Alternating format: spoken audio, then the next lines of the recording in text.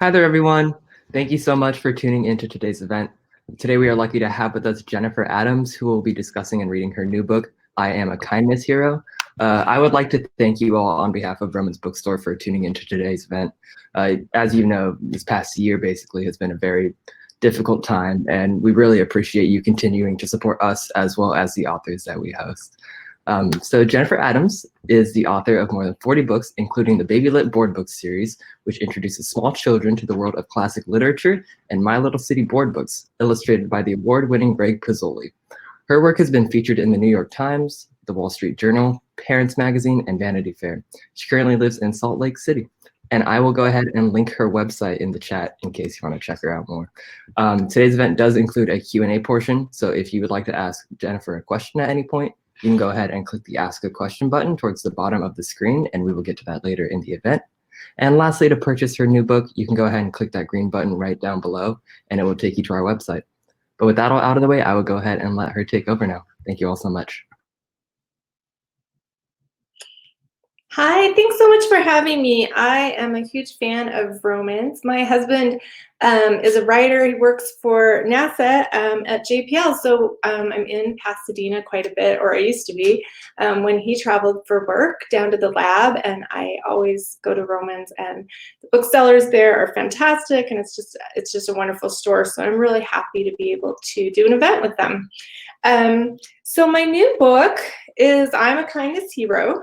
But just to start out, I wanted to show you, this is I Am a Warrior Goddess, which I wrote about 4 years ago. And this is a book written by me, illustrated by Carmen Lemniscott, and it's a book about empowering young girls and their connection to the earth and leadership, and just a really fun story about girls. And I really enjoyed this book, and after it came out, people are like, well, where's the one for boys? So 4 years later, we have I Am a Kindness Hero, which focuses on this little boy. This is him and his sister, and it's also illustrated by Carmen, as you can see, and I am going to go ahead and read it to you. I Am a Kindness Hero. Are the beautiful end sheets. I'm always interested in picture books, what the artist does with the papers before the story starts.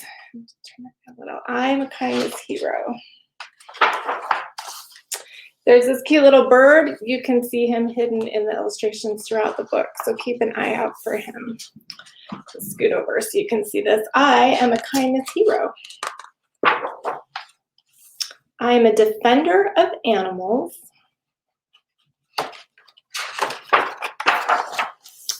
A protector of insects. This is one of my favorite illustrations with the bee house there. And a guardian of the earth. His beautiful garden there. Heroes are kind to strangers and to friends. I am helpful. I am patient. The dog has his shoe, the bulldog that he saved earlier. I am powerful. I am loving. I love that illustration. I am loving. I fight for kindness when I stand up for others. I battle my jealousy when I high-five the winner.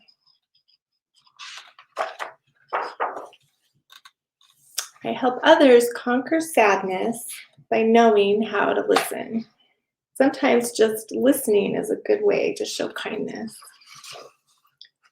When I use the power of my kindness, the animals and the insects and the earth and all the people I meet will know they are loved. And the world will be a better, happier place. And if I fight for kindness, maybe others will too.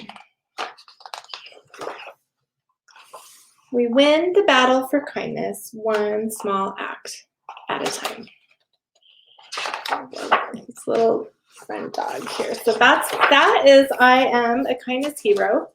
And the publisher of this book is Sounds True. And if you go on Google and just say Sounds True Kids, you can find their website, and there's a storytime kit that has a lot of activities that go along with this story. So you can make a kindness bumper sticker, and there's like a matching game, and I think there's some coloring pages and a bunch of fun things to do that go along with the book. So that's just Sounds True Kids, and then click on I'm a Kindness Hero, and you can download that storytime kit, the activity kit. That's kind of a fun thing to do. So I'm super happy to share this book with you. Here's the back, The Tale of a Little Boy with a Big Heart. And I'm happy to answer any questions about this book, Warrior Goddess, the Baby Lit books, or other books that I've made. And I've also worked in publishing as an editor for a long time. And so if you have questions for me just about making books in general, either writing or illustrating picture books, I'm happy to answer questions about that as well.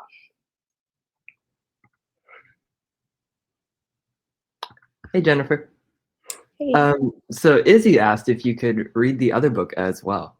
If you don't want to, that's totally fine, but I'd be happy to. They kind of are, I mean, they stand alone, obviously, but they're kind of a fun little set too. So this one, I Am a Warrior Goddess. I love these sunflowers. Carmen's from Barcelona, and you can see like her beautiful, bright color palette. So these are my favorite end sheets of any book I've written so far, these gorgeous sunflowers. I am a warrior goddess. I am a warrior goddess. I love how she's reaching for the star. Each day, I greet the sun. Got a little sun salutation going on there. And the earth. She's also connected to the earth, planting a tree. And the wind. I train my body for battle. And I train my mind for battle too. I love how she's training her mind by reading as many books as she can. I fill my heart with kindness, the most powerful weapon there is. I am a leader of the strong and a defender of the weak. And here she's gonna save this little kitty from the tree. I am grateful. I am generous. I am fierce. That's my favorite illustration in the book. Just fierceness through creativity. And I love how the kitty he looks a little alarmed at her fierceness. So I am fierce. I am loving. I belong to a family of warriors, and my family belongs to the earth. At the end of each day, I say goodnight to the sun and the earth. Let's see, she's kissing the little flower goodnight. And the wind. Even warrior goddesses go to sleep. And this book is dedicated to my mom, for my mother who fought every battle with kindness. There's the entries. The tale of a little girl with big aspirations.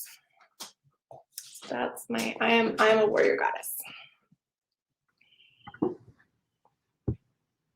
that was awesome. Thank you, Jennifer. Sure. So we have a question from someone in the audience named Mary Ann, and they're asking, what type of resources do you have for someone who's interested in illustrating children's books?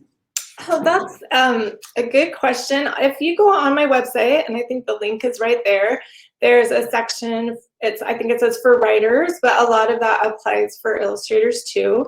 I recommend people joining SCBWI. There's a lot of local conferences, and depending on what area you're in, to join up with writing conferences, writing groups, illustrating groups.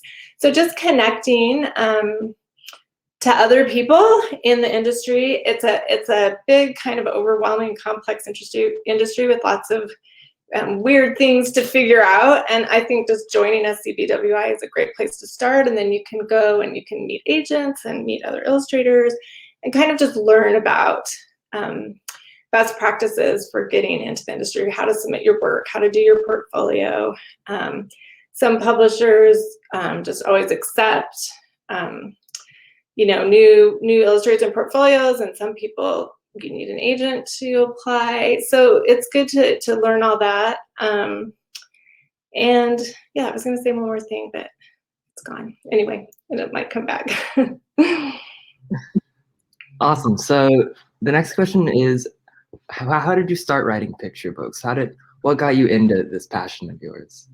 Oh yeah, so I started as a book editor. Well, right out of college, I started as a technical editor, which I actually made more money than as a book editor, but I thought it was very boring and not interesting. And I was like editing computer manuals. And I did totally learn a lot. It was a good experience, but I transitioned into editing books. And so I've edited books, children's books, cookbooks, lifestyle home books, most every kind of nonfiction book. The only thing I really haven't edited is adult fiction. And so as I moved along in my career, I kind of learned where there were holes in the market, or like a book I would want to see, or like a book that I could think would sell, that would make sense. And so I started, my first two books were adult nonfiction books. One was called Y is for York, a slightly irreverent Shakespeare ABC book. And one was called Remarkably Jane, Notable Quotations on Jane Austen. So I started with Shakespeare and Jane Austen for adults, nonfiction. And then I'm like, Austen and Shakespeare are so perennial. Everybody always wants new stuff on them. So kind of baby lit grew out of that. Like, let's do, Shakespeare for babies. And those were the first two books in the baby lit series. Then I've just kept writing from there. That's awesome. Could I ask where you went to college? Yeah, I went to the University of Washington in Seattle, and I'm now, years later, pursuing MFA at Vermont College of Fine Arts. That's so exciting. Congrats. Yeah, thanks. It's low residency, so we were supposed to go in January and July. So I went in January of last year, but now it's all remote, but hopefully I'll get back. It's a great school. It's a beautiful, it's this beautiful building in the campus. It was an old Civil War hospital, and it's Montpelier is the prettiest little town you've ever been to. Yeah, I bet. So the next question is, do you have any input in what the illustrator draws? Do you work with them a lot? So they illustrate your books? Yeah, typically the author does not. Typically the editor is the one that kind of manages that relationship. So the editor picks the illustrator. Authors can give some illustration notes, like if it won't make sense without it. But what I really love working with the illustrators is they bring like this whole new story to the text. So sometimes they'll draw something that's not what I envisioned at all when I was writing it, and it's always like so much better. And another thing that illustrators do that's great is like in the story they'll tell like an additional story through the art that might not be in the text. So you have the text story and the art story, and they come together to make something better. Like for example, in Where Your Goddess, when I put Defender of the Week, I didn't tell her that was going to be saving the kitten from the tree. That was the illustrator's idea. And then that little cat became a character in the book. So, yeah. Yeah, that's super cool. I have hosted a few authors who say they just they don't really even talk to the illustrator, and they just see the final product. And that's just insane to me. It's like a collaboration of two completely different arts, and it's incredibly impressive to me. Yeah. No, I've been really lucky. I think because I am an editor and I work in this industry anyway, usually my editors have given me more hands-on. So I always talk to my illustrators, and in fact, Allison Oliver, who illustrated the Baby Lit books, I mean, we made 30 books together, so she's become one of my best friends. And the editor at that house was really kind of great to let us collaborate. But yeah, I think it's always good. Usually the illustrator creates sketches, and then if they've gone in a weird way, or if something's not coming through, then you can deal with it at the sketches stage, and then the final art comes in. And sometimes you'll even edit your text at the end because the art tells the story in a way that the text would maybe be redundant at that point. So it's definitely collaborative. It's one of the things I love the most about this kind of book, a picture book. The art is equally important to the text. So it's super fun. Yeah. So the next question is, are you working on any new books? Do you have any coming out soon? Yes, I'm always working on something. Oh, I'll show you, actually. This book, How Do I Love Thee? This is a retelling of Elizabeth Barrett Browning's famous poem, How Do I Love Thee? And it's illustrated by Chris Silas Neal, and it's gorgeous. I will show you a few pictures. Cute little kid. It's about 3 friends instead of, this is like the end page. I love this. Anyway, we have another book. This is with HarperCollins, Balzer and Bray, and we're doing another one called All's Right with the World, which is a Robert Browning poem. So her husband, which is kind of fun. It turned out that way, and it's another little retelling of that with Chris illustrating it. So that'll be a companion volume. But I think it's still a couple years away. One thing people don't always know about publishing, which is kind of a quirky thing about our industry, like when I sold this book, it took 4 years before it came out into the market. So it's usually 2 to 4 years from selling a picture book until you see it. Yeah. So that one's coming. So do you have any tips for aspiring writers, people who want to pursue either children's books or adult books? Yeah, so I used to teach even a class on picture book writing, because picture books are their own kind of writing. The things that I'm learning a lot from school are just writing a lot. I think you get this perfectionism where you want it to be just right, and you can always go back and fix it later. And in fact, 100% you're going to have to go back and revise. And then even when you get it as perfect as you want, when an editor gets it, then you're going to have to redo it again. So just like, I think kind of allow yourself the freedom to just write something that's not good, and get the words out, and then you can make it good later. And the more, it's just like any other skill, the more you do it, the better you get. So, and then also the other advice, and you'll hear this from everyone, but that's because it's the best advice, is just read a lot. Like read. Because sometimes people maybe want to write a picture book, but they haven't really read a lot since their kids were little, and that was a long time ago. So it's always good, just like I love going to a bookstore and seeing what's absolutely current on the shelf and just reading as much as I can. Yeah, write and read. Also joining, some people it's really helpful to have a critique group. Some people don't. I've never had a critique group, but a lot of people really love that. And again, on my website, if you just go to that link that says for writers, there's tons of suggestions and things you can check out. And also just like some misconceptions that are dispelled. Like, it's really hard to publish a book. So, it's great to write. Like, some of my favorite things that I've written have never been made into a book. So just writing and enjoying that process is super worthwhile. Like, that creative process is really fulfilling, I think.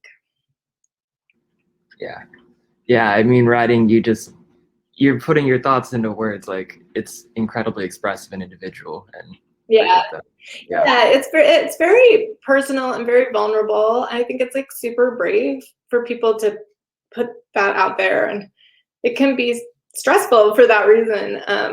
But just keep doing it. So it doesn't look like we have any other audience questions. Would you like to say anything else to the audience? Anything on your mind? Oh, just like for Kindness Hero, I really have been thinking a lot, like everyone else, with everything that's going on in the world, just the importance of being kind to each other, being patient, just like those small, when someone does a small thing, even a stranger lets you in line ahead at the grocery store, or someone's just patient and doesn't honk at you when you don't go right at the change light.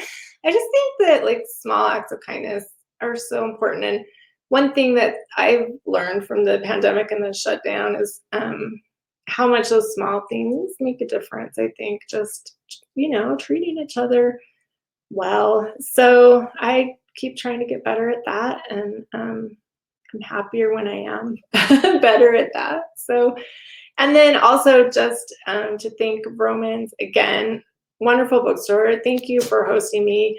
I bought a super cool thing from you guys recently. One of those wood cutouts that they have for Independent Bookstore Day. I know what you're talking about. Yeah. So that's in my office. So I think about you guys all the time, and be happy when I can come back in person. Yeah, me too. Well, we'll go ahead and wrap up there then. Jennifer, you were awesome. Thank you so much for such a lovely conversation and for reading your books. Thank you for having me. Of course. Everyone in the audience, thank you for spending your time with us this morning. I hope you had as much fun as I did, because I had a great time. But with that all out of the way, I hope you all have a good day. Bye. Bye.